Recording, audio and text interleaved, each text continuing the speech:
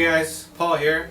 You might know me as the guy who's not Timmy, the one running the shop when Timmy goes to get coffee. And I'm here to talk about Dice Masters today. And it's a collectible dice game based on superheroes and DC and Marvel. And there's even a Yu-Gi-Oh set out there, and there's another new set coming pretty soon. So I'm going to go over a little bit of the play and tell you how it works. And of course, if you guys want to come to one of our Dice Masters nights on Wednesdays, we're always happy to have new players here. Here we have the game all laid out for one person. Now you'd be typically sitting across from somebody with a very similar layout. You have all your heroes and your hero dice set up on both sides, and these are your basic action cards. During the game, you're going to be using your energy to draft heroes, and your opponent and yourself can draft each other's basic action cards. And I'll go through that a little bit of what that means.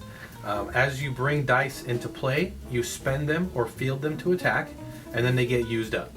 And this play mat really helps a lot with keeping track of what's in play, what's going out, knocked out, characters, and so on.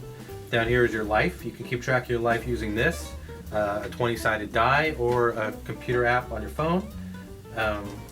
And these are the pawn dice that the two-player setup comes with. And there are 4 types of energy in the game.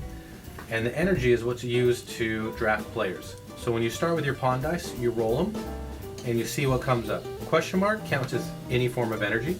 There's mask energy, shield energy, fist, and lightning bolt. These are an example of pawns. And you battle with die, and these are their stats. So 0 is what it costs to field this die. You start the game with 4 dice, and so if I had rolled these as my starting roll, I would say, okay, I have 3 energy, and I can bring this guy out for free. So I'm gonna bring him out as a defender. He does 1 attack and 1 defense, so he's not very powerful. This is an example of one of the hero die in the game. And the hero dice have energy, and they have more energy. So this one has 2 lightning bolts, whereas a pawn only has 1. It also has a 1-sided as well. But if you land on one of the hero sides, you can draft a hero, and this is Spider-Girl. So Spider-Girl's card is over here, and she costs 1 to bring in. And over here it says lightning bolt, so I'm gonna need 1 lightning bolt to bring her in. Well, I have this question mark. That counts as any form of energy, and so I'm going to spend a question mark. I get to bring her out. I have 2 more energy. So I'm going to look around at all my heroes here to see what I have. I don't have any I can buy right now. But what I can do is I can use one of the global effects on a card, and that's a fist. I don't have a fist. Looking around, I have no other globals I can use, so I'm going to just let those go away. And I'm going to defend this turn, but if I wanted to, I could attack by bringing this guy forward, and if he attacks, the other person gets to decide whether they defend, and if they do defend, then this character can get knocked out or can just get defended and go back to the field zone. If the other character overpowers it, this has 1 defense and 4 attack, then it gets knocked out, and I'll get to re-roll it on my next turn. If they choose not to defend it and it gets through, it'll do 4 damage to my opponent, and then it gets sent to the use pile. And the object is to get your opponent down to 0 health. First one does that wins. And along the way, you're trying to draft more dice into your selection. And every time you run out of dice in your bag, you pull all your dice from the use pile, put them in your bag, you draw them randomly, and the hope is that you're going to get more hero dice along with those weak pawns, and you're going to be able to bring those out. So here's another Spider-Girl I can bring out. And you also have the option of re-rolling your dice once. So in this one, I'm going to leave those 2 like that, and I'm going to re-roll this Spider-Man die. And he's energy again, so I'm left with 2 energy and 1 pawn. I can bring that pawn out, use this to buy 2 things, but I still don't have anything that costs 2. And if you look on these cards, there's a value here next to the symbols. So Spider-Girl costs 3, or she costs 3, so I would need 3 lightning bolt to bring her out. Spider-Man is 4, so I need 4 lightning bolt to bring him out.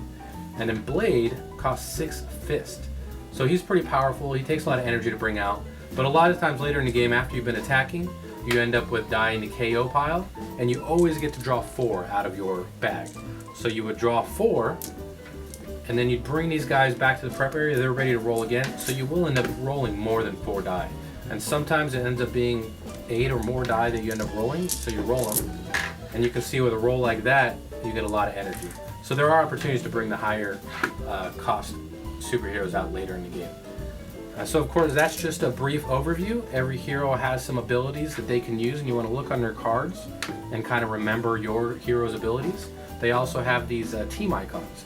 And so the Spider-Man team, they're going to work well together. And so a lot of these characters here are from the Spider-Man team. This one's the Sinister Six. And so that's another unique attribute that comes with the game. And so you're going to be only drafting your heroes. The opponent's going to have their own heroes. But both of you can draft each other's basic action cards. And basic action cards are abilities, things that can happen in the game. You can draft them just like heroes. So this one costs 4 of inner energy. Then you're going to put that in your dice pile. And one side is 2 energy, and one side is this ability. So if it ever lands on that ability, you got to read the card, and you'll get to do whatever that card says. And then sometimes there's these little bursts next to the ability. Sometimes there's even a bonus ability like Spider-Man has here. So if he lands on a side with that burst symbol, he gets this extra little bonus. And so there's levels. Each hero has 3 levels. So there's the highest and the weakest, and the highest, of course, is more expensive to bring in. So that's about it for the basics. If you want to learn, come on in, and that's the best way to learn all the little details associated with this game. So the set I'm playing with here has been the Marvel set, and the best way to start with that one is to pick up the 2-player starter pack. That's enough for 2 people to get going with a small army on both sides, but definitely enough to learn the game. And then when you're ready for some more pieces to add to your set, get the booster packs. They're only 99 cents. It includes 2 dice and 2 cards. Also on the horizon, coming out pretty soon, is the Ninja Turtles Dice Masters set. So be on the lookout for that. I'm pretty excited about that one myself.